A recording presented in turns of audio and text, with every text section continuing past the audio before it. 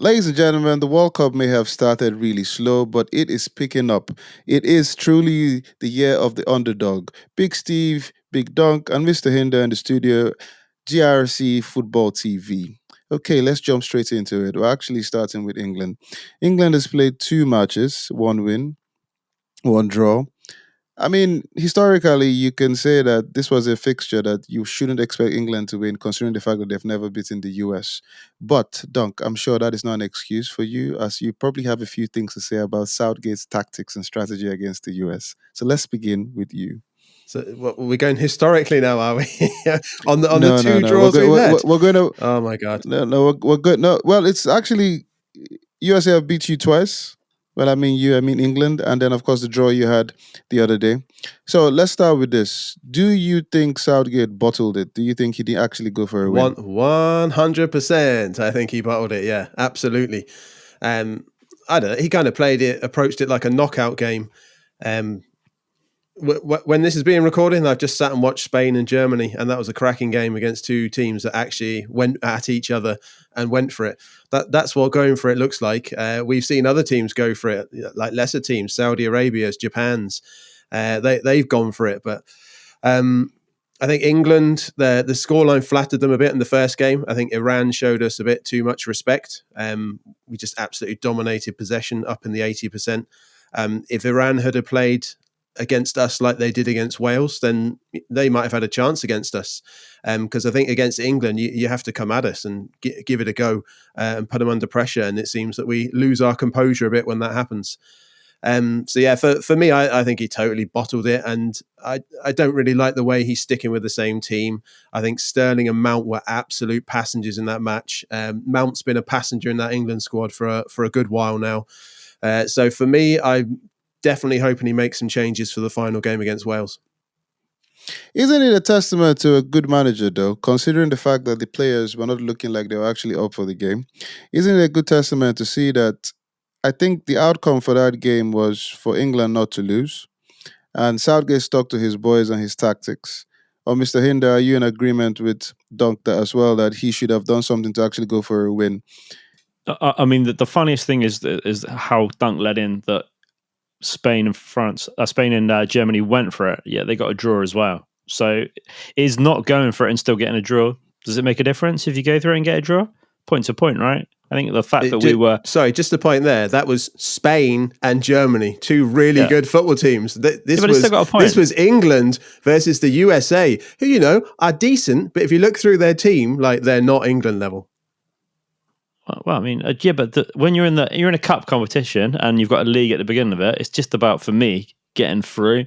It's not about being flamboyant and winning each game 6 or 7. Once you've won the first one and you're pretty much safe, for me, it's foot off the gas, take it easy, try and get through unscathed as much as possible. I agree with a few points Dunk made, like Sterling was rubbish, Mount was rubbish.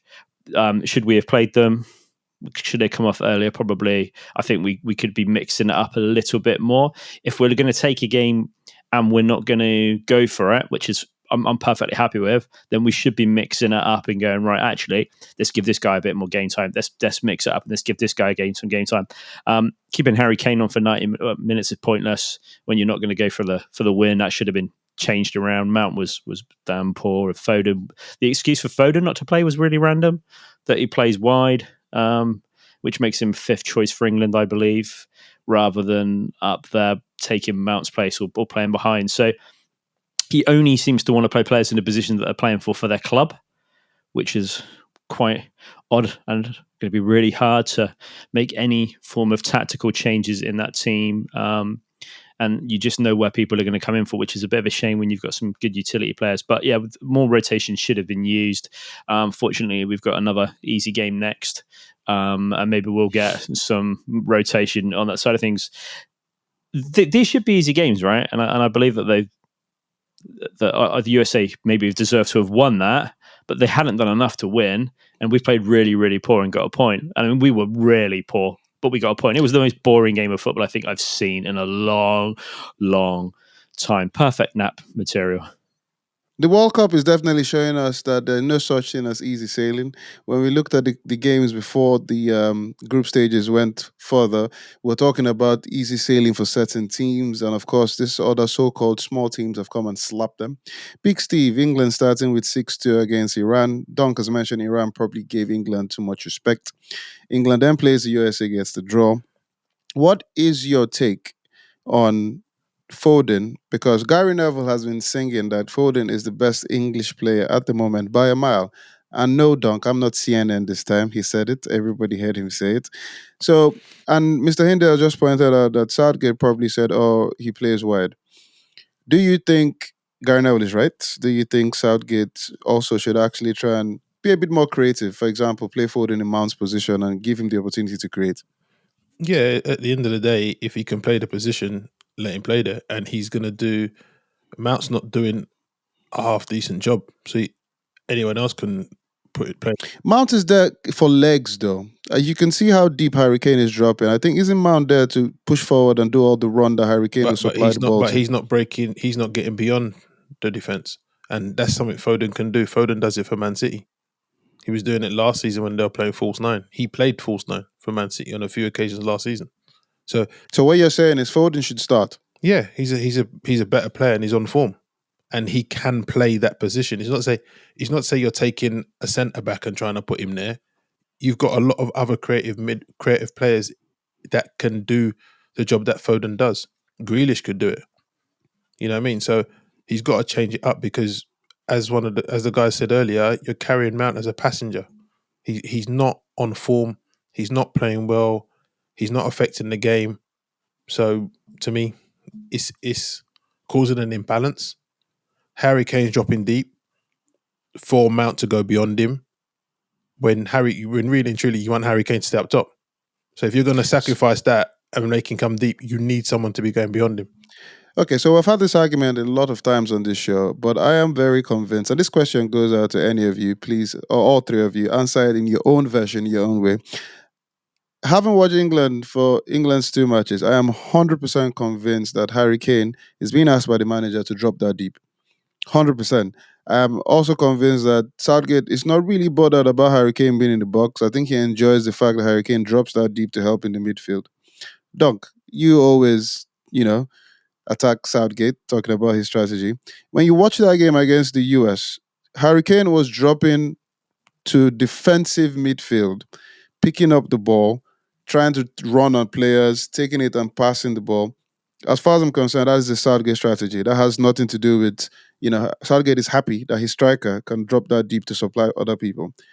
Now, you always say, they're talking about strategy and tactics. What do you think, apart from everybody saying Foden should play, what should Southgate actually implement here? What do you think he should do that everybody's seeing that he isn't?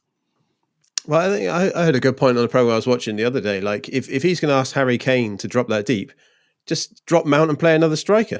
Like, if you want Harry Kane to come that deep and he's going to be coming back into midfield or centre attacking midfield and drop him behind where he should be playing, then just get Wilson in the team or someone else that can play ahead of him. Like Steve said, Foden could play a false nine if you want someone to push ahead. In the USA game, it seemed like when Harry Kane was dropping deep, then Sterling was just hanging around the box. Saka seems to put in a shift and comes back as well. But Sterling, again, most of that game, Sterling was just sauntering around the opposition half. But again, partly that's not his fault because the ball barely made it up to their half very often because we were too often passing it around the back. Is Southgate suggesting that Harry Kane is a better midfielder than he has with other players on that bench? No. If you're asking him to drop that No, deep. and I don't think he's asking him to drop that deep. I mean, if you look at the heat maps, he isn't as actually deep as he looks for the whole game. The problem is when he's up there, he's very isolated. The ball's not getting to him, so he's getting more and more frustrated because we were just poor, like just poor from start to finish. Interestingly enough, when you look at the heat map, look at Mount's heat map. It's really, I'll link it on so people can see it on there. But he's everywhere. He's left, he's right, he's centre. He is doing way too much, which I think is then causing Harry Kane to be out of position as well. So you've got two players that are playing out of position. You've got Sterling, who is literally playing as left wing and mainly left. There's hardly any central running. Saka's running up and down the pitch for the whole game when you look at his heat map. So we're not really staying, I would say, in the position will play that they should be in. Whether they've been told to not be so rigid is another story. But you've got Sterling, he's playing like I suppose he would play for Man City when he was there. He's staying up the top and playing out left. You like when Henry got, when he was playing for Barcelona under Pep, exactly the same thing. He wants him playing out wide in the final. Only in the final third should he be changing where he's at. But then Saka's playing completely different, and you've got Mount doing his own thing, and then you've got Kane doing his own thing. So I agree that there needs to be some form of element from Southgate to say, actually, look, like you're not where you should be. We need to be here and here. And that's a great point that other chap made that you stole his idea from. If Kane's going to drop deep, put another striker up there with him. But does that then flood it? I think the easy situation here is to drop Mount and put in somebody that can actually. So speaking He's about his skillful. heat maps, and you're talking about him running and he's clearly, if you're looking at the heat map, he's clearly doing a lot of work. He's on the left, he's on the right. So you guys have said no. He's not suggesting that Harry Kane is a better midfielder and taking out Mount. But clearly, with the heat map, you have just shown that Mount does a lot of work off the ball. And Harry Kane is dropping. I mean, Mr. Hinder said he doesn't look like he's dropping that deep. He does look like he's dropping that deep. I even said it. I was like, if this guy goes the entire tournament without getting injured, I'll be surprised. Defenders, I mean, he's dragging out central defenders all the way to the midfield. That's to tell you how tight these guys are trying to be with him because they know he's going to drop deep. Big Steve, okay. Harry Kane drop deep, take out Mounts. Everybody says puts in Foden. But are we saying Foden can Foden do as much work off the ball as like Mount? Does that also mean that the creativity is still bound to Harry Kane? To me, it's not. It's not even a case of Harry Kane dropping deep. You can do it on occasion, but there is a bit of managers want him to do it. But I think he believes his own hype as well about how creative he is from deep. Yeah. At the end of the day, you're a striker. Play up top. That's where you need to be. Yeah, you can drop deep occasionally, but you don't need to drop into the centre circle all the time to pick up the ball and knock 60 Yeah, but yard passes. if it's not if it's his own doing, the manager would have told him by now, though. Yeah, but the manager can tell him. If he's not listening, is the manager going to drop him? I don't think so. Harry Kane's in that unique position where if he does it, he can kind of like get away with it. Yeah, if he consistently does it, because Southgate's not going to drop him and say, put in Wilson. At the end of the day, Harry Kane's a striker. England need goals. He needs to play up top, and the creativity comes from behind. So what him. you're saying here, just to be clear, what you're saying is Harry Kane can do. He believes in his own hype because he knows Southgate wouldn't drop him. But can Southgate drop him and tell the striker to stay up, and then everybody play where they're supposed to play? Can Southgate do that? He could do. Yeah. Because if he dropped Harry Kane and played Callum Wilson's not going to drop deep and try and spread 60-yard passes. Callum Wilson's playing on the shoulder of the last defender. He's looking to get in behind. He's looking for goals. That's what he's doing. But that's very one-dimensional for 90 minutes to play. Yeah, but he hasn't got it in his locker to say he can drop deep and knock 60-yard passes and all that stuff. Yeah, Harry Kane can do it. But at the end of the day, England need a striker. England need a focal point up top. They have enough creativity in their midfielders and attacking players for Harry Kane not to drop deep.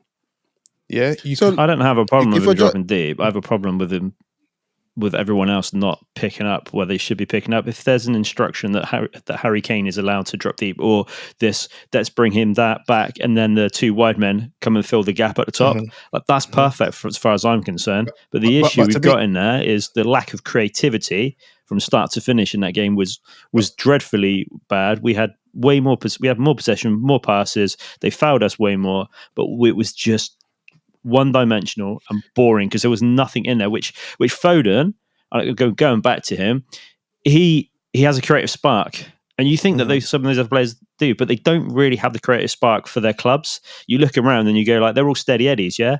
Bringing Henderson on was probably the biggest disappointment of the whole game. But there's like Saka doesn't have a creative spark. Sterling doesn't have the creative spark. They're in and around the box scoring goals and getting a few passes at them, but they're not lighting up that midfield. They're not Gazarin or Scholes or Gerrard looking for that killer ball. And that's what we're missing, man. Is that based on Southgate's strategy? This creative spark that you're talking about? Because when you're looking at that game, whenever there was a friendly England players against Belgium, and that I think that's the only time I've seen Grealish play in the middle. Mm. And Grealish was outstanding in that game. But every other time Grealish comes in, he puts him wide. Now, speaking about creative spark, as you've mentioned, he brings in Jordan Henderson. Not that creative. When you look at the middle, against the US, Jude Bellingham was making a lot of runs up and down, trying to go forward, trying to stay back, trying to go forward. Rice was just happy to sit, which means once again Harry Kane had to drop and help, while Jude Bellingham is actually going forward. So, big Dunk, based on what Mr. Hinder is saying in terms of creative spark, you need somebody to actually bust that middle. Southgate in the Euros played Calvin Phillips and Declan Rice. He made two of them sit. Harry Kane was still dropping deep, but England created more chances. Are we saying that he should probably go back to that in terms of creative spark? Because the problem that we see here is there's no creative spark. Harry Kane is dropping too deep, and people are not playing, where they should play. So everything points to the manager, right?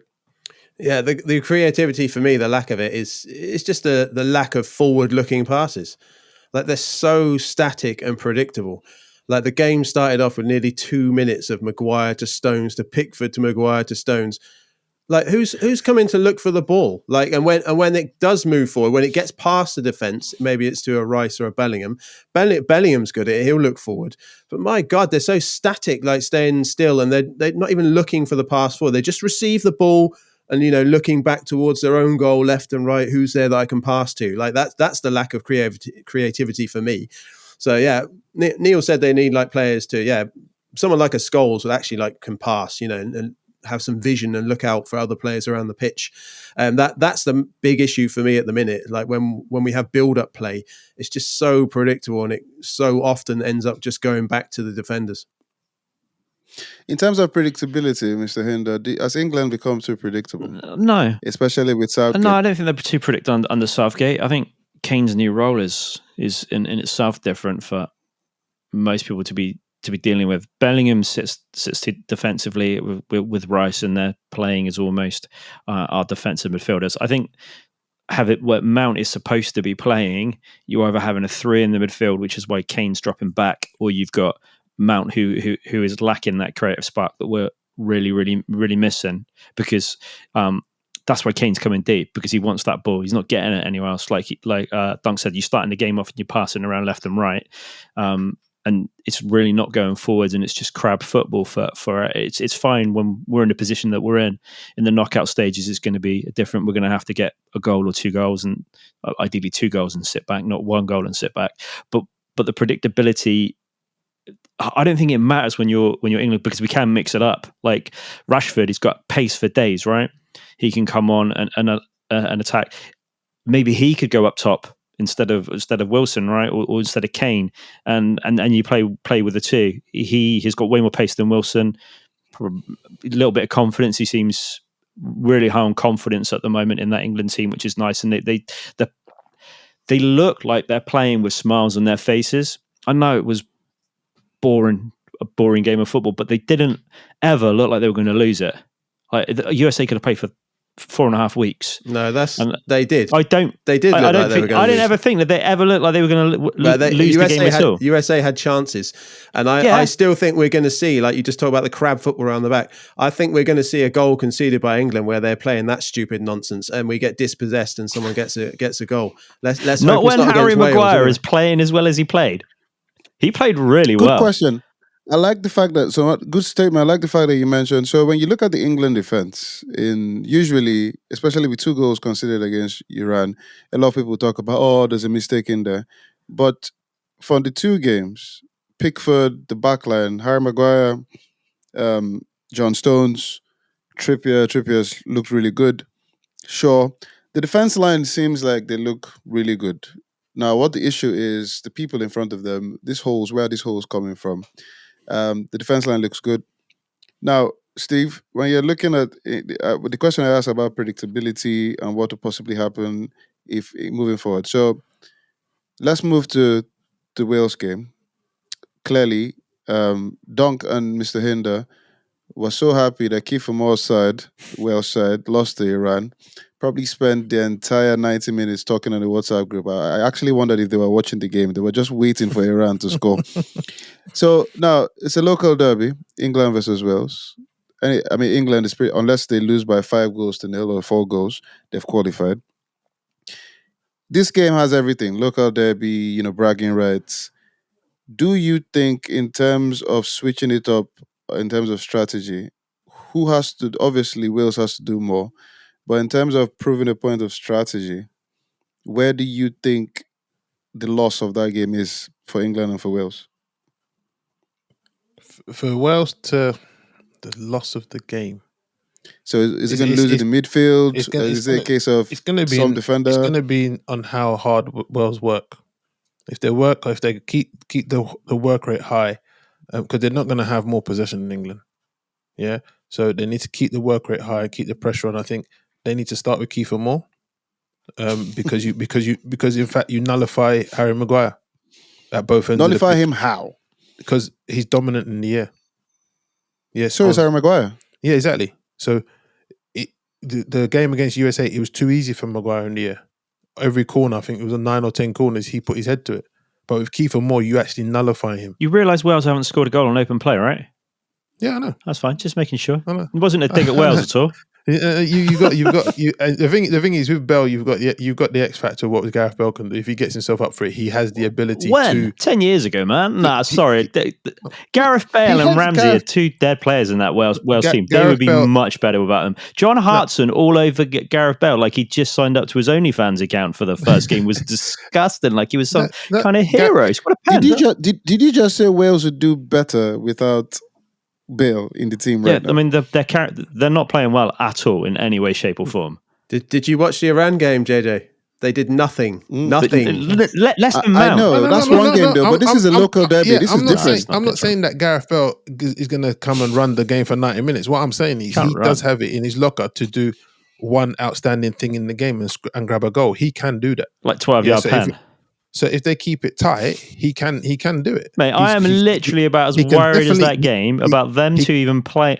Bale playing well is Mount not playing. Like he can definitely outpace the England backline. Yeah, I'd be worried about it. Don't forget, this is their World Cup final. Like teams like Wales, that's their World Cup final when they're playing England. They'll bring it on. And they'll go up a level. So let's not kid ourselves that that's going to be a walkover or Bale won't do anything. Because I wouldn't, like Steve said, I wouldn't be surprised if Bale did something against England. Wouldn't surprise me at all. He won't. He won't. He literally, he's on the golf course already. He's halfway back home thinking, I want to be back in that warm climate, 18 holes and a cup swift pint afterwards before training for foot. Man, like he's been horrendous this tournament already. Yeah, okay, so from the confidence of Mr. Hinder and the way things are looking, England have finished top of Group B, and possibly will play the second place team from Group A. So before we move on to look at the Group A and see what's happening from the 2 games that have been played, so final thoughts on Group B, Mr. Hinder. England to qualify, England to beat Wales, and you're pretty certain that the strategy and the defense and everything will be sorted moving forward, as England are not particularly predictable, as you say. I mean, we almost play 4-4-2. We're predictable in everything that England do, but we've got in the locker to be unpredictable if we need to. But everybody knows how every country plays football. There's a blueprint etched in them from birth, it seems.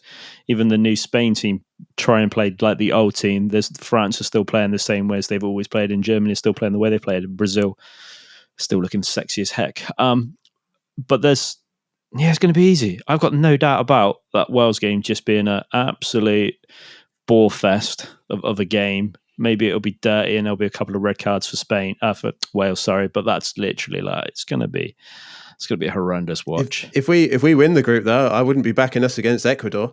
Watch them against the Netherlands the other night. They're a team that has a go all game. So I'm wondering whether we're better off coming runners up.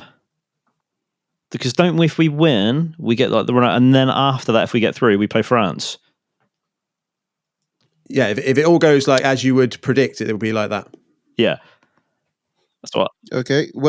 Well, Dunk. Final word. England to finish top. You obviously are still worried about Southgate's strategy. What what do you see moving forward? What needs to change for you to be convinced? He just has to grow a pair and not be playing games to not lose. Like in the knockouts, like I said, if it goes like how you think and we win and Ecuador runners up, for example, like I said, Ecuador will have a go at you all game. And if when we see our defense under pressure, like they can handle the aerial stuff, but they're not great at handling the stuff on the ground through the middle. So again, we'll see how it goes. But like we've seen the best and worst of England straight away. Like we've seen the 6 goals against Iran. It was great. Everyone was happy. And then we've seen oh my God, we better make sure we don't lose this one. Okay. And the way we played against the USA. So I don't know, like, but I wasn't getting carried away with the Iran result. I expected like the more of the England we saw against USA. Maybe we're going to grind it out, but like I said, if you're going to play like that, you just run the risk of being hit on the break or being taken under pressure, like dispossession of defense, go a goal behind, and then how are they going to react? Like it hasn't looked good when they've had to react to pressure so far. Do you? England Oh, is sorry, JJ. I just want to ask that one question on that. If we played Ecuador, chances are quite high, and they take the game to us, do you think that gives us a different mindset though? Because like the last game, USA didn't take it to us. They gave way too much respect, which was why it was an absolute ball fest of a game, right? But if Ecuador come in our face and they're right hard there, do you think that we're going to play use differently? phrases like that. Do you think we're going to play differently though? Do you think that would change the mentality there? Maybe it will suit us a bit better because that's what he likes to do. He likes to defend, and maybe we'll hit them on the break. But again, like the whole conversation we've just been having, the frustrating thing is like how good we are when we do look forward and we go for it. And it's just frustrating that for whatever 60-70% of the match we're just happy to knock it around and not go forward. And I still maintain, I've been saying this for years, an England fan, like you can watch any other team in the world and any other team at this tournament, and they will not labour the way England labour to create an attack and to get into the opponent's half and to create something and like just have a go. Like you can watch your Ecuadors, your Qatars, even Japan's. They will get the ball and they will look forward and they will have a go. Whereas we're like content to just knock it around and we just seem to be too scared to like go for an attack for some reason. Big Steve, final word on Group B. With England looking like they're going to finish top of the group, these lads have hoping that they'll play the likes of Ecuador, even finish runners up. What do you see? How far do you see England going? And of course, if there's room for improvement, where do you think needs to improve? Their attacking cohesion. The team seems off balance, especially in the transition. They don't have no one in the middle that moves it quick to take advantage of any one-on-ones. Put Saka in a one-on-one situation or Sterling. They're not players that you want to labour and pass the ball quickly. England don't do that. So I think they really need to improve in that transition, because when they come up against teams that have better possession than them, that's going to be very, very key. They're going to have to go from back to front very quickly to take advantage of people like Sterling or Saka who to go through on goal. If they don't improve that, I don't see them grinding out results to get through. Attacking cohesion, improvements to be made. Dunc still doesn't like Southgate. Mr. Hinder still believes. We shall see how it goes moving forward. England, Wales next. We'll see how that local derby goes. And of course, wonderful to see who England actually gets in the last 16. Speaking about the last 16, England will play somebody from the Group A, which has Netherlands, Ecuador, Senegal, and Qatar. Qatar, thank you for turning up and showing in the World Cup. Thank you for hosting. But you play one more game and your players can actually watch the rest of the World Cup like the rest of us.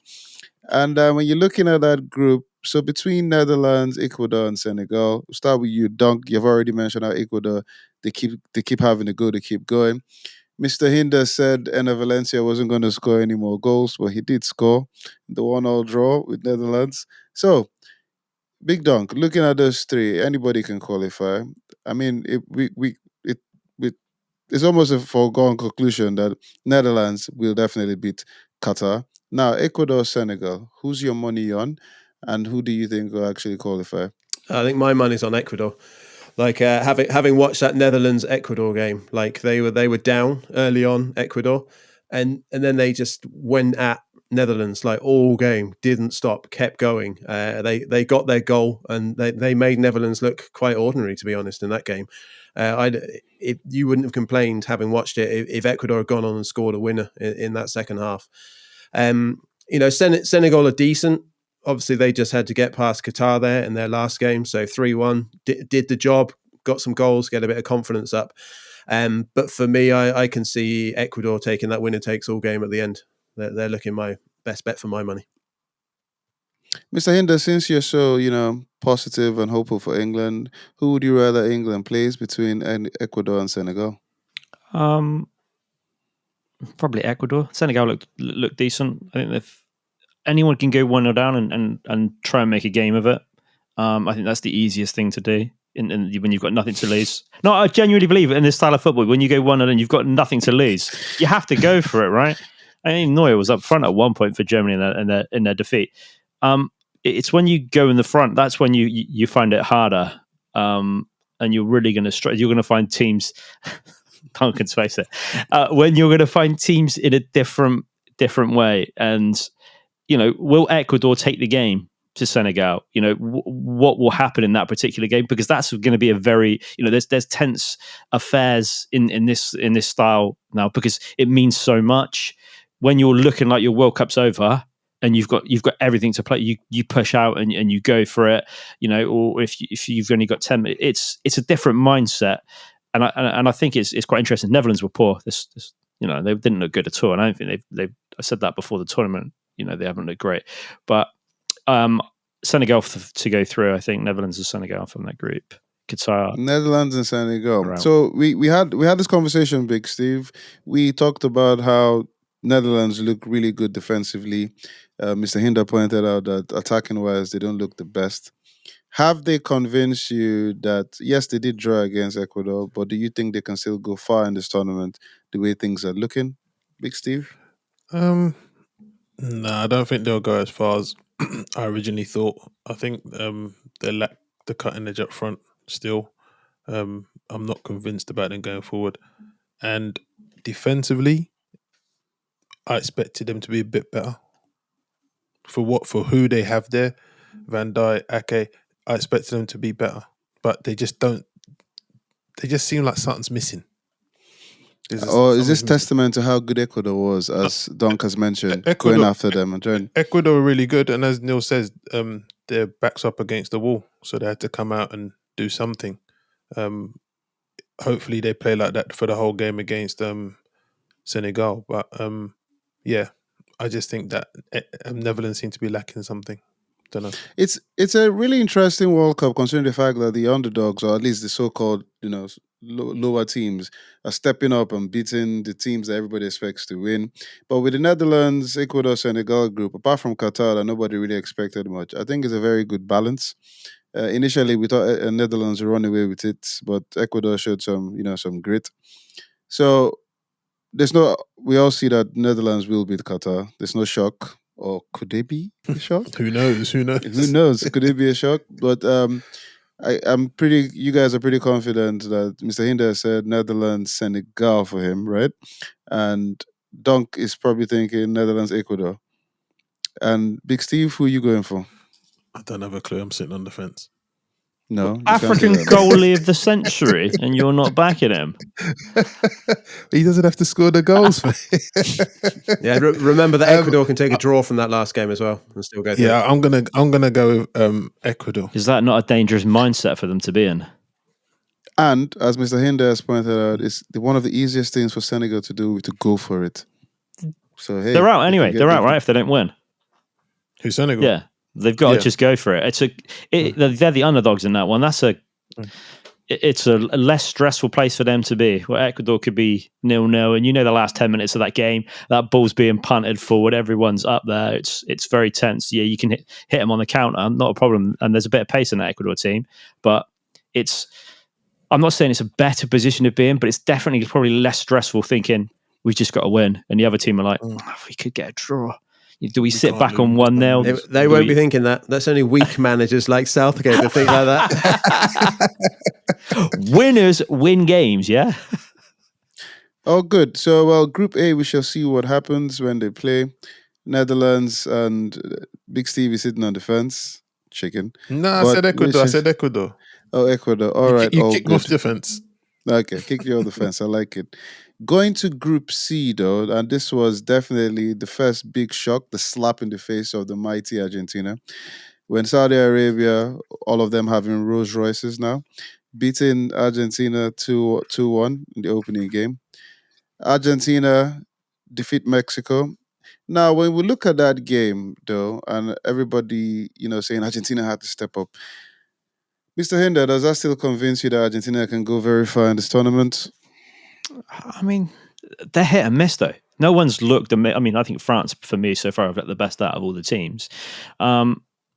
They're definitely not as good as they could be. But then I said it before the tournament. No one's got standout players anymore. I don't sit there and go, "Oh, look at this one or this one." It's not like the old days where my mouth was salivating looking at quality players. It's just not been. It's not so far been that type of tournament either.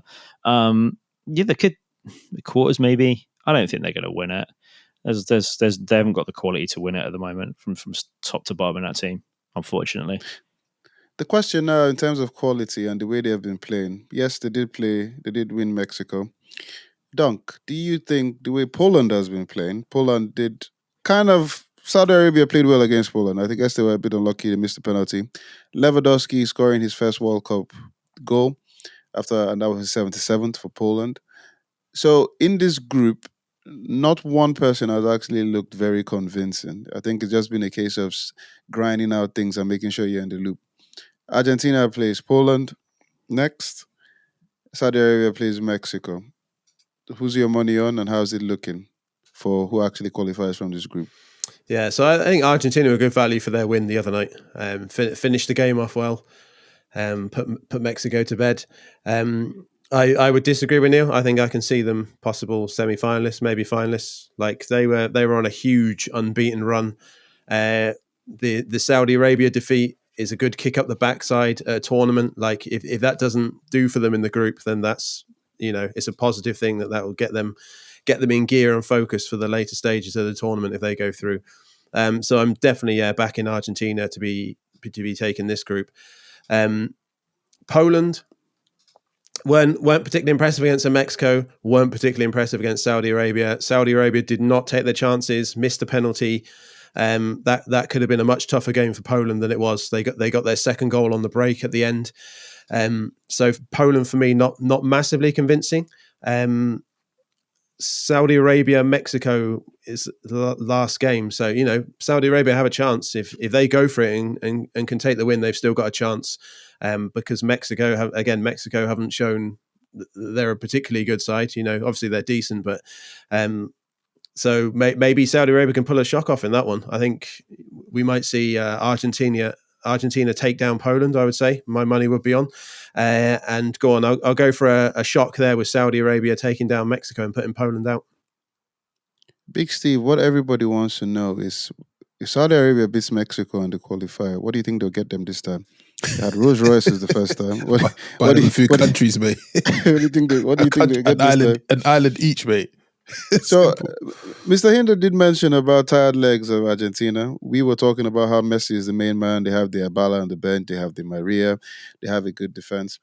So, with the win against Mexico, once again they were back to the world wall. They needed that win to stay, even though they would have been kicked out.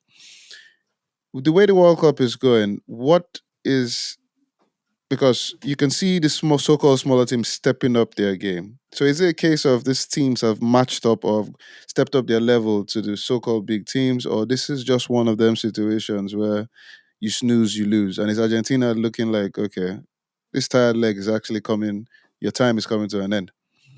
The thing with the smaller teams is that, or so-called smaller teams, is that they will match the big teams for work rate. They will definitely work. And we saw that, I think the first time we saw that was probably South Korea 2002 World Cup. where they just were working all the time, running. So the smaller teams will match them for work rate, and then as their organizational skills get better, it's getting harder for the bigger teams to batter them all the time. Yeah, So so that's why the shock results to me are going to happen more frequently.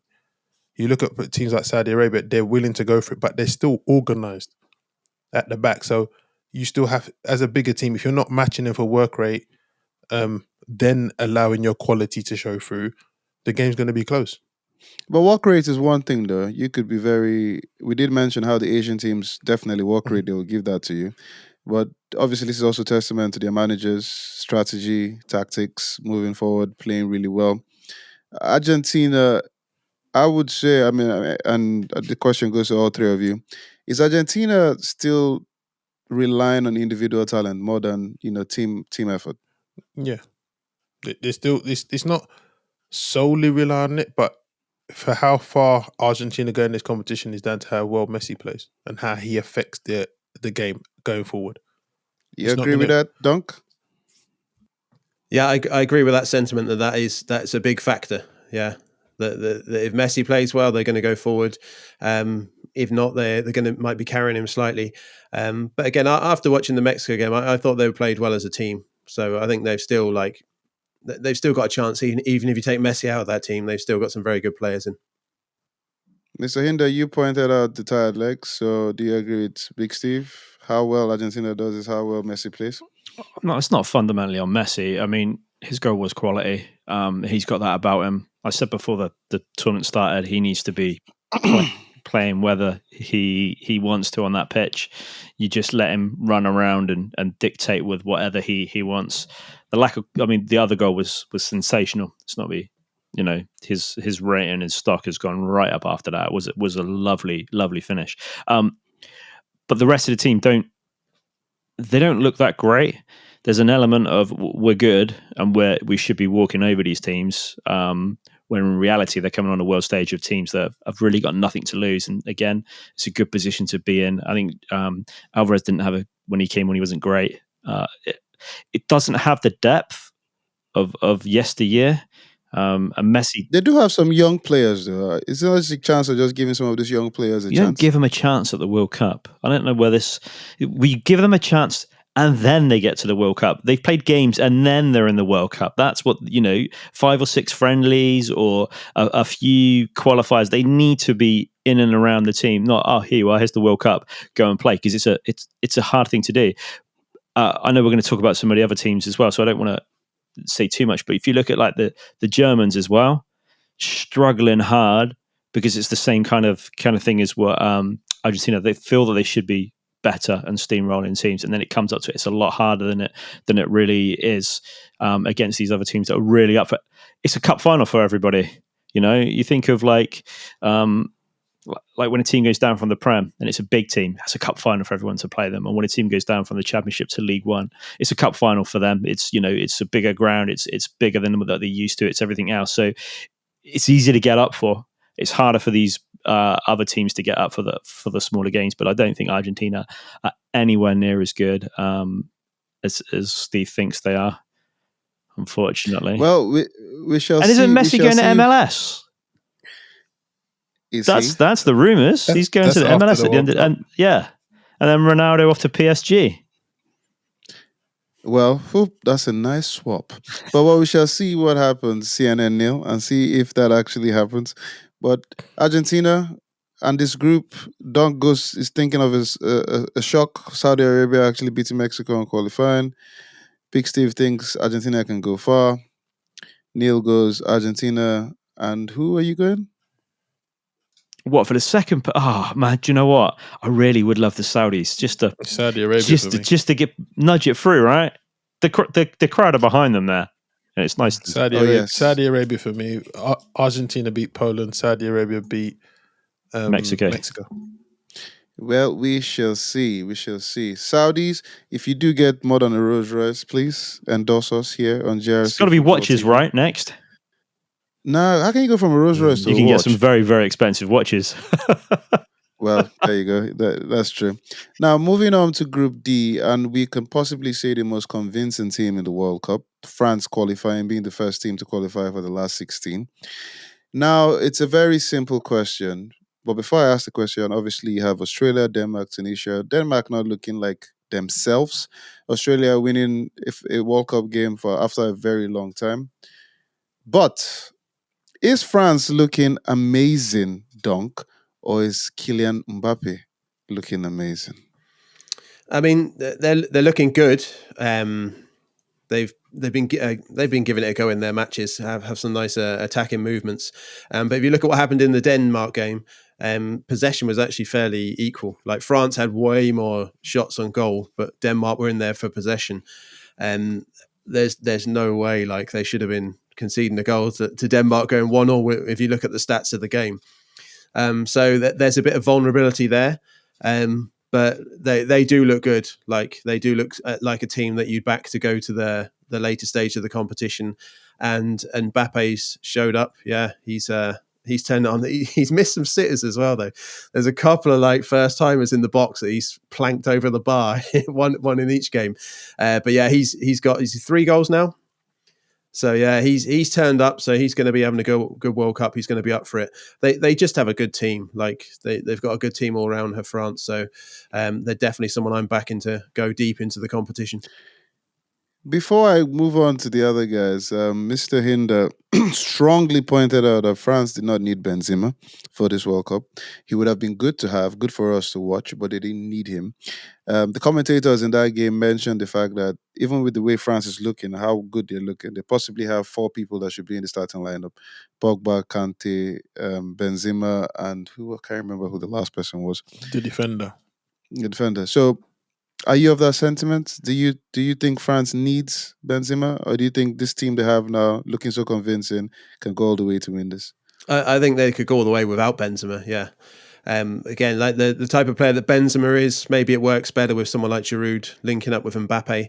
Obviously, he's like a quality player. Would have been interesting to see him at the World Cup being the Golden Boot winner. But I think they can do it without Benzema. Like Giroud is just you got to give that man props, man. That he even gets in that French team, and that he's now scored as many goals as Thierry Henry for France. Like props to Giroud for that. Good man.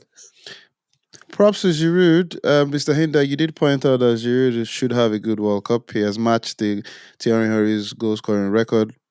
Should beat that record the way the World Cup is looking.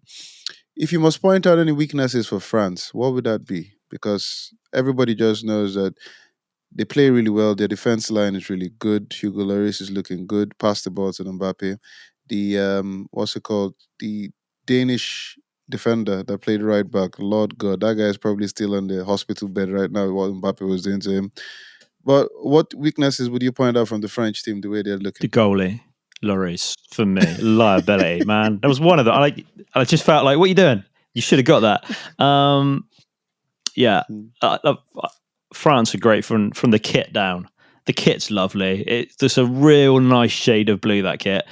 That doesn't really come, but it's a proper. There's so many. I mean, England's kit is just dog shit, but the French kit, like if we just changed our kit to that French kit and went white, blue, and red, I'd be well happy. Like that's a World Cup win for me at the moment. That kit is just atrocious that we've got. The training top that we wear out. That's that aside. Told you Giroud was quality. I didn't know he was up there with Thierry Henry for goal scoring, but wow, like just to be in the same sentence as Thierry Henry, like Giroud must be so happy. He got written off so many times in his career because he's not 90 pace and foot. Like literally, people have just written him off because of his pace. But the guy can score goals, and you win football games by scoring goals and knowing where to be. So he isn't the fastest, but he has at least 2 yards on every defender when he needs to get to that ball in the box. And that's what he does so well. I think he biked it at one point as well, and he only just missed, right? Like, and everyone's like, he's got no athletics. It's like, no, he is just one of those players that's highly underrated and doesn't have the speed. Man, give him Mbappe's speed. That player is a world beater, like at every level, and everyone's gagging over him. France look good. I don't think they're missing Pogba. I don't think they're missing Kante. They're 2 players that haven't performed for their clubs, let alone on the they've won World Cups before. And don't get me wrong, Kante has been amazing and Pogba's been good for France, but they're not missing them. The players that are coming in are looking like a team. They're looking like they want to win it. And when you've got Mbappe in your team, right, that's the player. And as much as everyone hypes him up and stuff, he's the type of player that you want in your team with that name, and everyone's slightly scared of. No one's really scared of Messi anymore because you know what you're getting. Neymar looks still like he's got a very good touch of class, but Mbappe's that one. If you're a defender, you're like, no, please don't run at me. I can't run for 90 minutes and keep up with you. And he's got the skill as well. Like I'm looking at his footwork and it's just incredible. He's moving that ball around like it's just amazing. I think the only player that I've seen close to that has been Rodrigo for Brazil at the World Cup, and ball's just it. Sorry, Jay, I'm just in a football orgasm here of how their brain and their feet work in unison of more like that. They've already done 17 steps in their head before they've passed that ball off, and they know who they're getting to. That's how good that they are, and he scores goals as well, and he's like the top goal scorer at the age of 15 or whatever. Mbappe is. What a player he is! He's somebody that I would say would walk into the Wednesday team, but yeah, he probably wouldn't play for us. Well, he can probably do with the amount of money he gets, he can buy the Wednesday team. But, he can buy me for the amount of money he's got. They have been shouting the change of the guard, Messi and Ronaldo bowing out to world football, and then we're talking about Mbappe and Haaland. Now, I know Mbappe is wonderful. Mbappe will probably always, in my books, will always be in the world level higher than Haaland because of the country he plays for.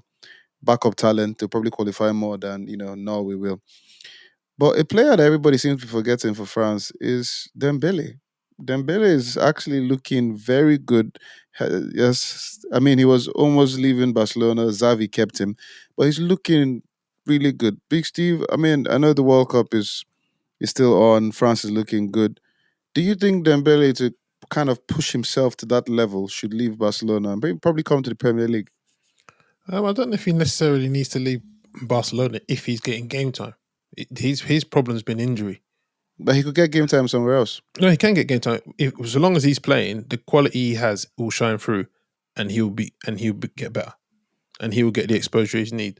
I think the reason why he has some lack of exposure and not be at the level his talent suggests he should be is because he's had a horrendous injury time at Barcelona. He has looked really good, been very effective in the games in this World Cup, and shown his quality. Going back to the Giroud point, I think with Giroud playing for France, it actually helps Mbappe's game. It's not with Benzema. I think there may have been a case of Benzema thinking he's the main man. Giroud will always play for the team, and I think it brings out the best in Dembele and Mbappe going forward. The one weakness I say that France have, to me, is Griezmann. I don't know where he fits. No, I don't know where he fits. I don't think they need him. Griezmann does what Harry Kane does, just probably better, considering the amount of people he actually has to supply the ball to. He's kind of being deployed as, I'd agree with Steve, he's kind of being deployed as a CM. Like he's sitting quite back in that midfield. They're just relying on Rabiot, Rabiot's kind of a more box-to-box, a bit like Bellingham. So they are kind of a bit open in midfield. I'd agree with that. How amazing is that, though? That I saw the France team, and I'm like, you got like 8 strikers on the pitch. Like, just go and play, right? I'm like, Greece, where are you playing? Because I would expect him as well, like to be vocal. But I think that just shows like good teamwork from their point of view, and how he's happy to be second, third fiddle, right? Like that's a compliment to him and the whole of the French team to get him on board and go, you know what? I just want to play football and play at the World Cup. I think the Griezmann plays a free role though. Yeah, but he's a striker. I think because but he plays a free role because if you look at the work rate, as Dunc mentioned, when you look at what's his name, the player you mentioned, Rabiot. Yeah, when you look at the work rate of Rabiot and you look at the work rate of Mbappe and the amount of defenders actually go towards Mbappe, it actually leaves Griezmann really open. If you look at the way Griezmann collects the ball, I mean, he collects the ball from pretty much in midfield, drives forward, because everybody knows he's looking and he has a good eye for a pass. So I think he pretty much has like a free role. So is there no one else in that squad that could do that role? Deschamps probably is, but it's working for Deschamps. Yeah, 8 strikers on the pitch. No, So- no. I'm not saying it doesn't work, but to me, you could get. I'm trying to think of who, but you could get more out of it if it was someone else that was. He's playing in the same position as Mount. So, like when they line up, if you see that, this is just crazy, right? Yeah. Because he's actually doing something, and that's what we're not used to. Yeah, their whole midfield is like that exact copy of England's. You got Chouameni who's playing like Rice. You got Rabiot who's playing like Bellingham, and then you got Griezmann. And I'd rather have some of those players than the ones we have, to be honest. Particularly Griezmann over Mount. Well, France is looking very convincing. They have, good squad, good depth. When we look at the other teams, though, so Denmark plays Australia for the final group game, and of course France plays Tunisia or Tunisia, however you want to pronounce it. So France already qualified. Initially, we had said France, Denmark. Is there a possibility of an upset? Australia, sending Denmark home early. Denmark semi-finalists of the, European Cup after a dodgy penalty was given to a certain country. But do we see any upsets? France and who going through? Dunc. There's the chance there because Denmark have to beat Australia. I mean, they're more than capable of doing that, but to pull it off, that's again, like Neil said about the other groups, that's a must win. That's a knockout game for Denmark. So we'll see how they get on. And just depends if Australia can cope with the pressure. I'd like to see them if they want to be dangerous on the break. I'd like to see them starting their youngsters maybe at the start of that game, but they'll probably go for keep with the same team because they obviously got the win last game. But they've got some handy youngsters. Is it trying to remember the names? Mabil and who's the guy linked with Newcastle? Is it Guol? Something like that. They like really exciting youngsters who got a lot of pace there. So there's definitely the possibility that Australia could pull that off. I think Tunisia don't have much hope if they're playing France in the last game to be thinking that they might go and beat them. So possibly, yeah, with Australia. Okay, Mr. Hinder, France and who for you? It's a tough one. I don't know why everyone was tipping Denmark to do well. I mean, Greece won the Euros, but no one tipped them to win the World Cup. I'd like to see Australia through, to be honest. I think they deserve it. I think Denmark have been inspirational by any stretch of the imagination. I don't really care. In the nicest possible way, who comes second in their group? Like Denmark won't. I would like to see maybe Australia. Don't we play them at some point? No, we didn't play them because they're on the other side of the thing. Maybe we'll play Australia in the final. They'll get all the way through. I like the way Mr. Hinder goes. We play them. England's going all the way, man. I've told you at the beginning we're going all the way. I don't suddenly change because we got what Duncan thought was going to happen, which we all knew was going to happen at some particular point. I haven't changed either. We're not going to win it. I haven't changed. All right, and Steve, who finishes second for you? Australia. Okay, let us see how that group unfolds. Now to the group that was actually started in a very exciting way. Group E: Spain, Japan, Costa Rica, and Germany actually at the bottom of that group with 1 point. In the words of a certain individual, a certain armchair pundit, he said it would be a disservice if Germany and Spain don't actually qualify out of that group. Mr. Hinder, do you still think Germany will qualify? Yes. Above Japan? Yes. I still think Germany will get through. They had a good wake-up call, a little bit of a shake and bake. They had to get at least a point today, which they did. Man, that guy can jump for days, can't he? The substitute striker. He's on FIFA.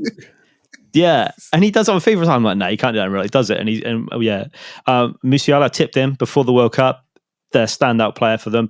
Neuer looks a bit dodgy. He can't pass the ball for Toffee. That's been evident in the last few games. Raum looks good at left back, I think. I think he's looked pretty decent for them. They're coming into it now. Again, they've got no stars that I'm looking through. They've got a Müller that to get, but he's getting older and older. He never had any pace to begin with. So it's a weird one. I think they'll get through. I still think that they're the best two teams in there. To get a draw against Spain, I think Spain will probably, I'm not happy with it, but that's no skin off their nose in from that aspect. But what Germany win the last game in there. I believe Spain have to win, right? No, so draw. Spain, Japan can draw, and if Germany beat Costa Rica by 2 goals, they're through. So it's just how many goals, right? It actually sounds quite easy for them. Yeah, I can't see Spain losing. Like Morata scoring goals. I mean, I don't know what world that we live in when Morata scores goals, but yeah, like Spain look decent. Yeah, Germany still think they're through, but it'd be funny to see them go out. So, in terms of talking about young players, when I asked the question about Argentina having good young players, Mr. Hinder pointed the fact that you don't give them a chance at the World Cup. But you look at Spain, they look at their midfield. The midfield has what? Gavi and Pedri in that middle. When you look at Musiala for Germany, he is playing. First of all, I thought he was a midfielder. He seems to be playing false nine, and he seems to be playing it really well. So you have these countries are showing like younger players are coming up. Now, is the argument that these players play for the top clubs in their leagues? No. So they already have that exposure, and that's why you can go, okay, you know what, go to a World Cup and be the man. Is that what the argument is, Big Steve? No, I wouldn't say it's just that. They're doing well for their clubs, and they played for their countries prior to the World Cup. What Mr. Hinder's point was is that not to give the young players their debut at the World Cup is the angle that Neil was coming from earlier. So these Even guys, if they've been playing well for their own clubs as well. yeah, but then you build them up in, as what Neil was trying to say, you build them up in friendlies before you get to the World Cup. They didn't have time though. I'm sure they play qualifiers as well. Who? The younger players. What, the ones for Spain and Germany? Yep, and Argentina and everywhere else. Yeah, that's what we're saying. That's what we're saying. You don't get your debut in the World Cup, is what Neil was saying earlier on. But anyway, you how can I say, they're doing well. They play well for their clubs. Their clubs are big clubs, and they've come and shown it. They've taken that confidence and ability and putting it on the world stage. It's, how can I say? It's not, to me, it's not rocket science. You play form players with confidence. You know what I mean? And it gives them more confidence that they can actually come in and do a job. Well, we'll see. In terms of, so I mean, the question I'm asking about the young players is, you just said you play players on form and you give them more confidence. Does it matter if they've been playing qualifiers, playing well for their club? Does it matter if it's a World Cup game, or you think the mentality is just way too much for them? You think the atmosphere, or it's too big a tournament for them to just continue playing as good as they've been playing? No, you can.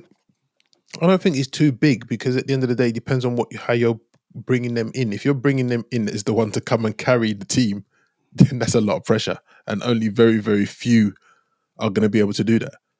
Yeah, but I'm not saying you don't bring young players into the side. Yes, you do bring them, but they shouldn't be coming in to come and carry a team. They should be supplementing and be allowed to be young and fearless and able to go and show what they're doing, what got them into the side. What I don't understand though is how teams like Japan, you can raise your game so high to beat Germany, play really well. People who think, okay, fine, keep the same mentality, keep the same energy, play Costa Rica, and you lose to Costa Rica 1-0. Now, leaving that group very open. Dunc shouted out in the group, Germany is so lucky they could actually still lose and qualify. Mr. Hinder has pointed out that Germany will qualify, they will beat Costa Rica. Spain should beat Japan or at least draw. Big Dunk, you have the same sentiment? You think it's still a Spain-Germany affair? Yeah, 100%. There's no way. Like, Spain could play their reserves; they're not losing to Japan. I think they'll probably play their reserves and they'll beat Japan quite comfortably. Germany against Costa Rica, they will get the job done. Like I said, I really enjoyed that game today between Spain and Germany, and Germany were a goal down. Like, when did they score their goal? 75th, 80th, somewhere around there.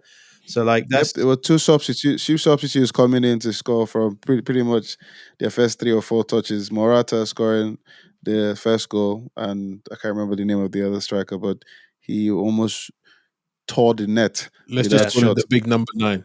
The big number yeah. 9. So Germany just handled it really, really well.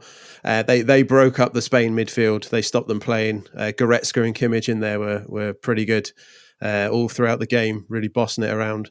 really just, like I said, just hassling the Spanish players.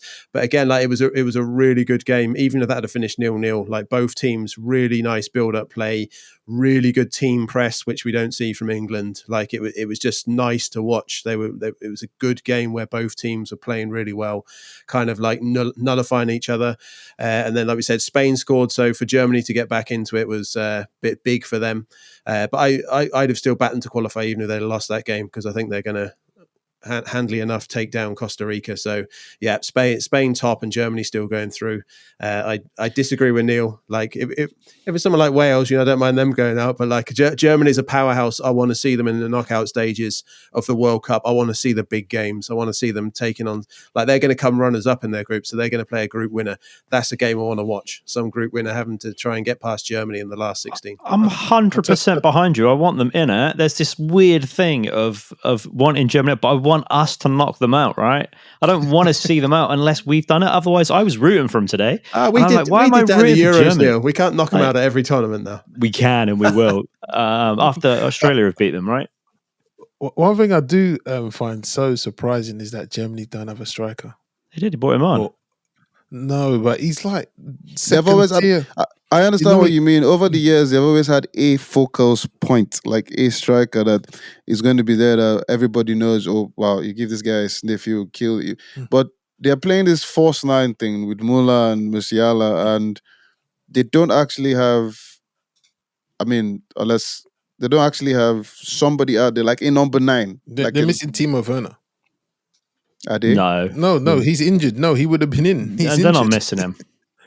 I mean, he's not available, but he's not missing him. I think Füllkrug is doing well in Germany. He's right. He's one of those ones that have taken a longer time to get back into the Bundesliga. Right, he was in the second tier for a long period of time.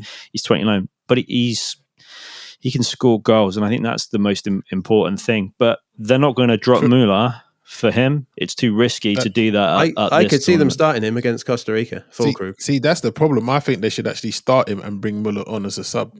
But I think that no one knew who he was right when he came on, so which is good for when he came on against Spain. Hopefully his teammates knew who he was. No, they were like, "Who are you, man?" So I enjoyed the game. I thought it was actually one of the most entertaining games that I'd seen, apart from the Wales-USA game, which I was really into as well. But it was actually a good game. It was fun to watch. Sane only has 1 foot. He had done the keeper, no ends up. And I'm like, you've only got 1 foot here, haven't you, Sane? And he did. He just carried on running and running and running. I think Spain are missing De Gea. I really do. Looking at him, I don't think he's competent enough. He flapped at one point.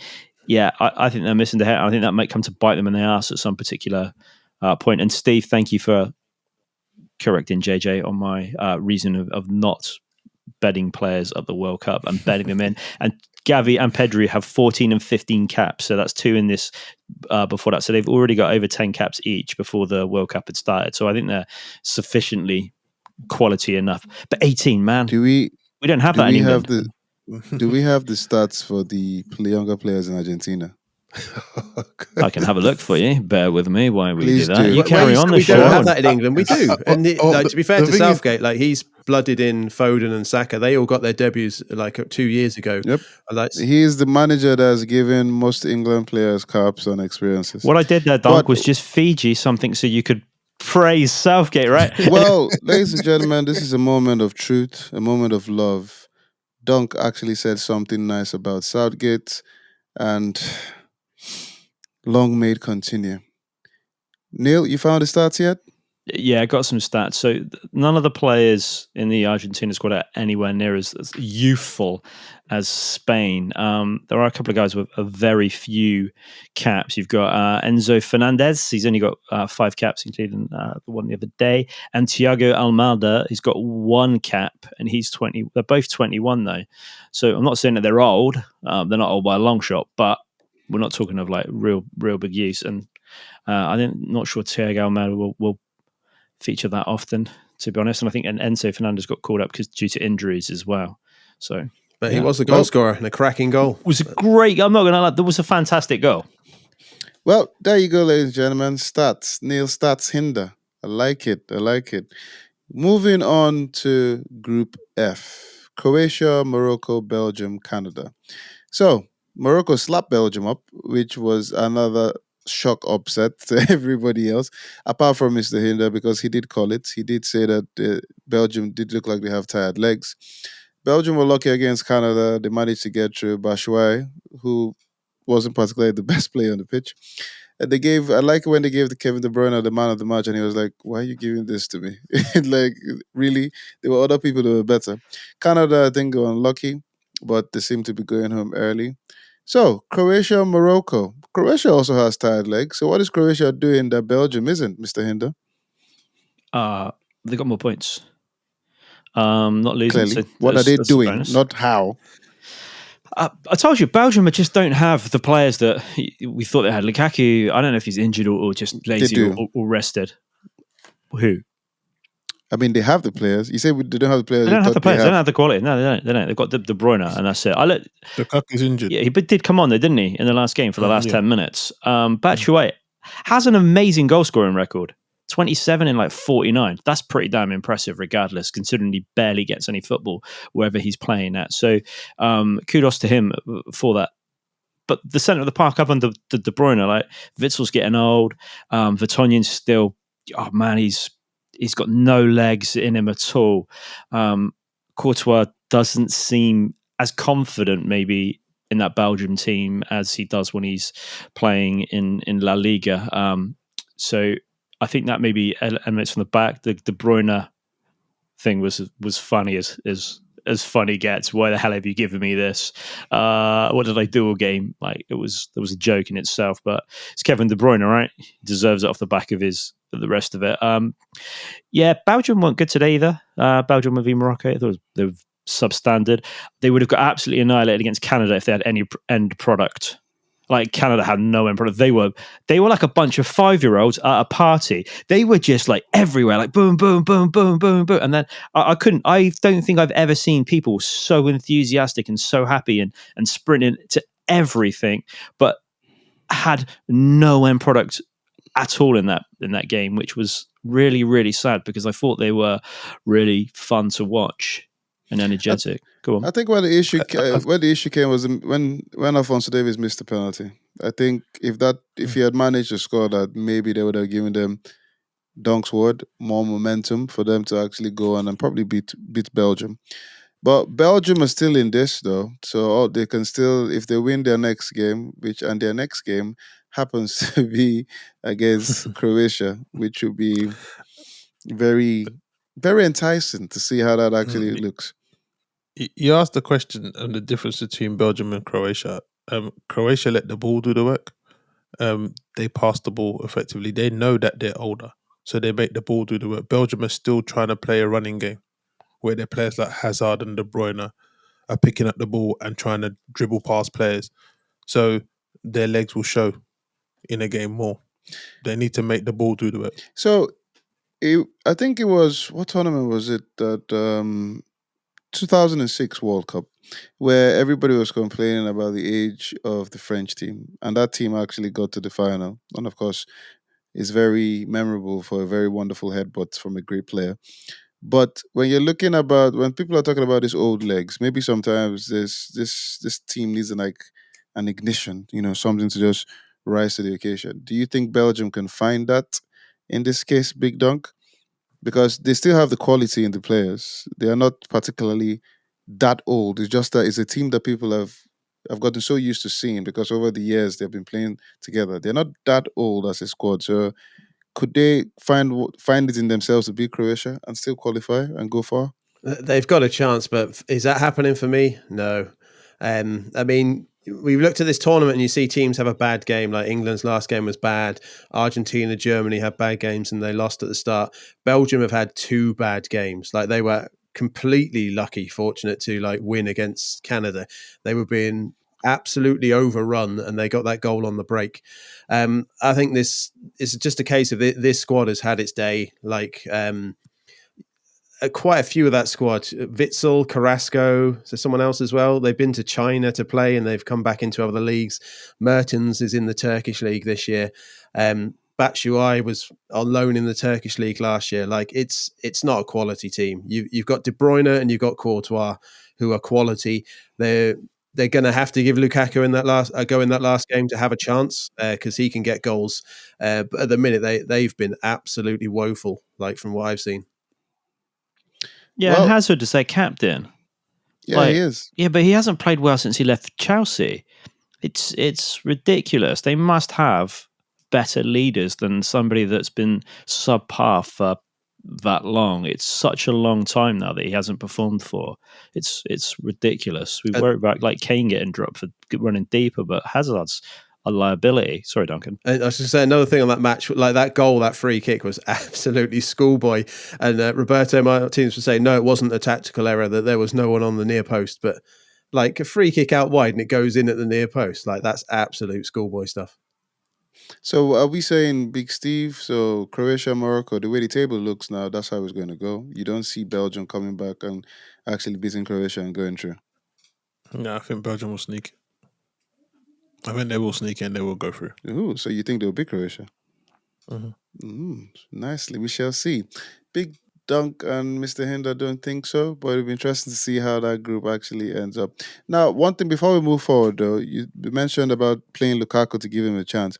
So, is Batshuayi being picked on form ahead of Lukaku, or is just something tactical here? I'm confused because if you have a better chance with Lukaku, why is he not starting? Lukaku's injured. Has been injured. Ah, okay. Just checking. I mean, Batshuayi is a good player, I guess, depending on where he plays. Okay, moving forward, and we will go to Group G.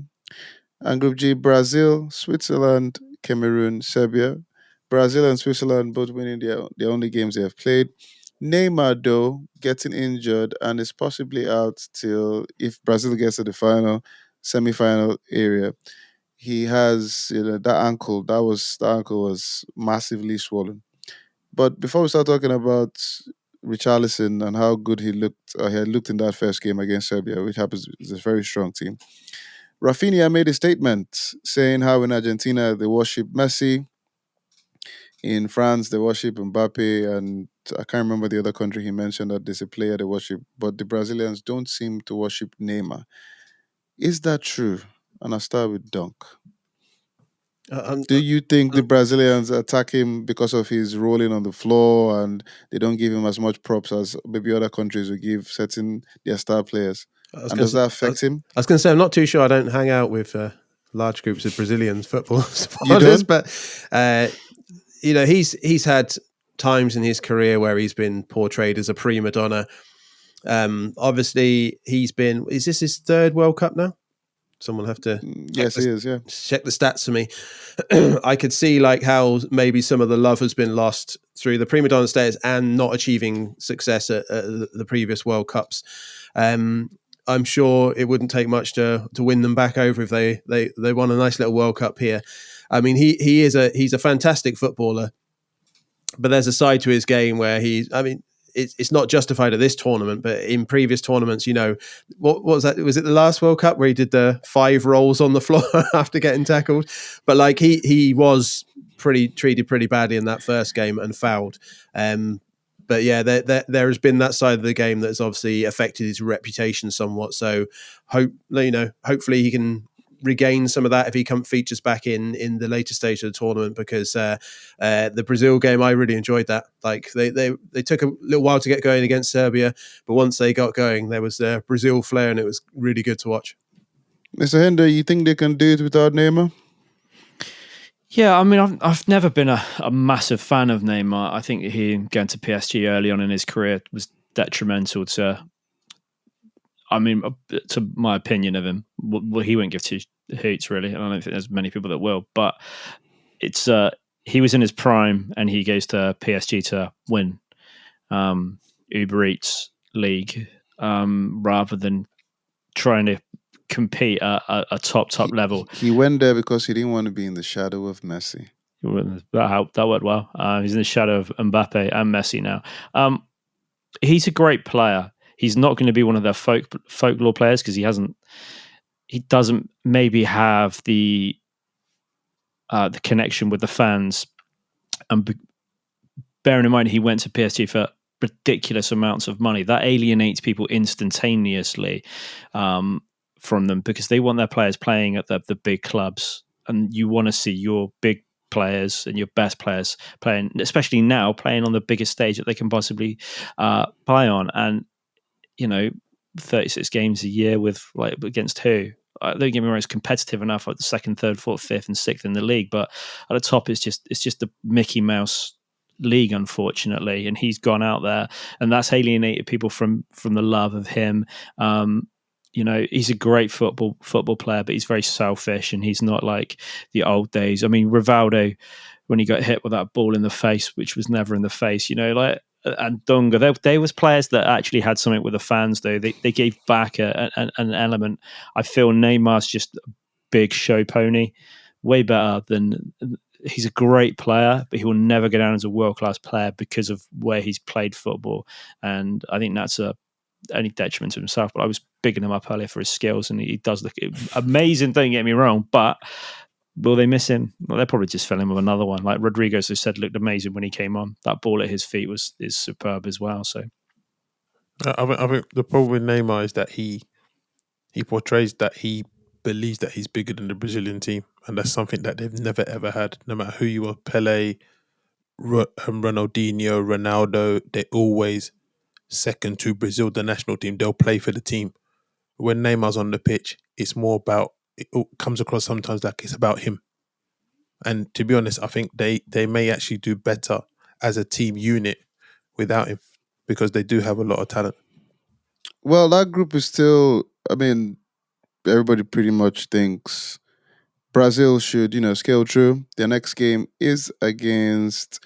It's against Switzerland. Both of them won their opening game, so whoever wins, if Brazil wins, Brazil should go through. Is there a chance also a chance for the likes of Cameroon and Serbia? Dunc? Ooh, so they're playing each other as well, are they? Yes, they are. So yeah, that's going to be. I mean, that's going to be an important game. So that will get one of them on the board if they can get the win in that one. So yeah, they've got a chance. I mean, Switzerland are decent. They're not really. They're probably someone you'd be down all day for the last 16 possible quarterfinalists, but again, they're not amazing. I think coming into the tournament, I would have expected Serbia to do well in this group. They've got the tough game out of the way against Brazil. So I think Serbia have got every chance of getting out of the group. Possibly could come down to goal difference. But yeah, I'd back Serbia in that Cameroon game. Well, going back to Brazil, Richarlison puts on that yellow shirt and he looks like he's actually Brazilian compared to when he puts on the white shirt and looks like he's from, I don't know, Swindon or somewhere. Yeah, in terms of playing and skill, he's definitely going to carry the team now. Mr. Hinder said they might possibly not miss a Neymar, and they may have Rodrigo and other players. So with the current crop of players, I mean, correct me if I'm wrong. In terms of quality for over the years, what Brazil has shown, this team doesn't come anywhere close. But is this team still good enough to win the tournament, Mr. Hinder? I mean, Richarlison's a quality player. He's a good worker, and I think that's one of the things. Like, reminds me of Dunga being an absolutely great worker for Brazil. Never the show pony, but the guy that just gets it done. You need those people in your team, and I imagine he's got skill for days, but he just doesn't need to use it. Use skill at the time where you need to use skill, and other than that, you continue playing football. I can't remember if it was Dunc or Steve made the point earlier about Croatia using the ball to move rather than trying to run it all the time, right? That's what Richarlison does. He plays football simply, and I think that's the good thing about him. Plus, he's always running, and he's trying to hassle and move defenders. So he's got different attributes, and they complement that team brilliantly. Is he as good as Ronaldo R9 back in the day? No, he's not as good as that, but you don't get those type of players every day. I think Richarlison is a top quality striker. And for me, I think they could still win the World Cup with the team they've got. I've said it before, the footballers and the clubs, the countries now don't appeal to me like they used to. It's not as good, but I think that on paper and how they've played, I think Brazil could still go all the way and win it, but they can't because England are winning. So I'd say what sets them apart this time is like they got a top goalie. They've like Thiago Silva's like the level he's playing at for a 38-year-old is ridiculous. And they got Marquinhos. Even if Thiago Silva goes out, they got Eder Militao of Real Madrid. Like they've got the back line to back it up. Casemiro's playing very well at the minute. So, they've got that solid backbone and defensive structure. So they can go out there with a flair and they can soak up the pressure as well. And it was another one. It's like England in the first game. You look at the subs they bring on, you're just like, damn, like they brought on, who was it? Anthony, Gabriel Jesus. Like Fred's decent, in the midfield. That Rodrigo, who we mentioned before. So you look at who they bring on, like, yeah, they're missing Neymar, but like Steve said, they're going to cope with the squad they got and the attack and talent and flair they got at their disposal. Okay. I actually think that their player of their tournament could actually be Vinicius Junior. To be honest, I think he could end up being their player of the tournament because he's frightening. So with pace and how he can beat players. Dunc said, who goes through from the group? Big Steve, who goes through Brazil and who? Yeah, I can see Serbia doing it as well. Okay, and They've got the tough one out the way, as Dunc said. And Mr. Hinder?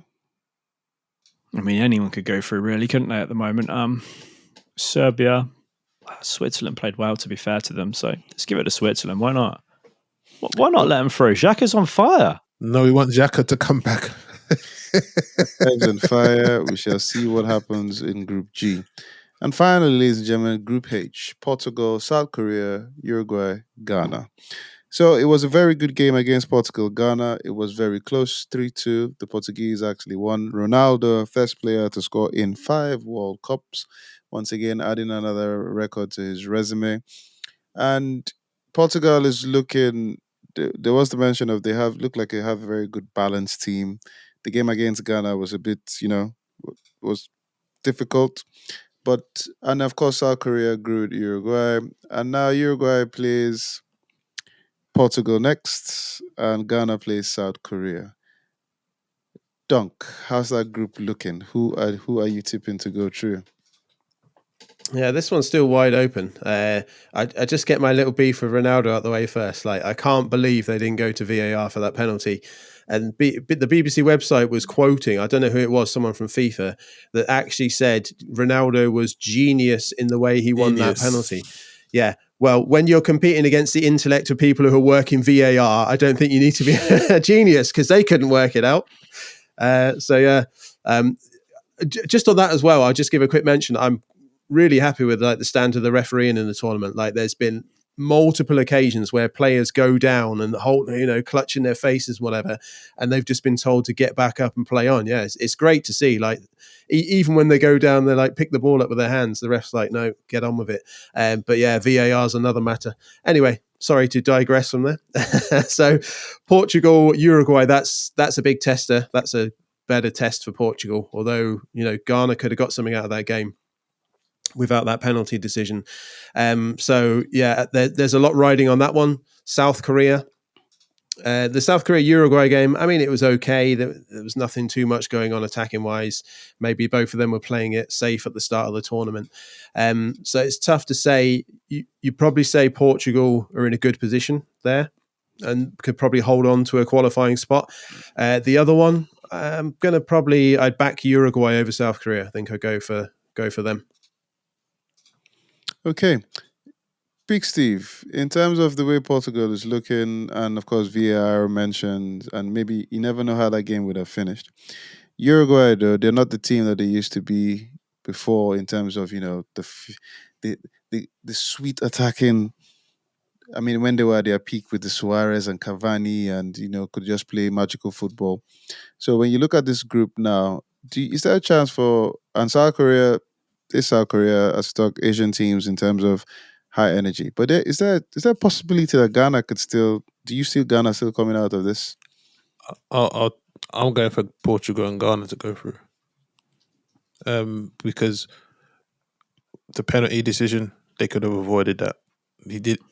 Ronaldo wins the penalty, but the defender doesn't make the tackle. He doesn't need to.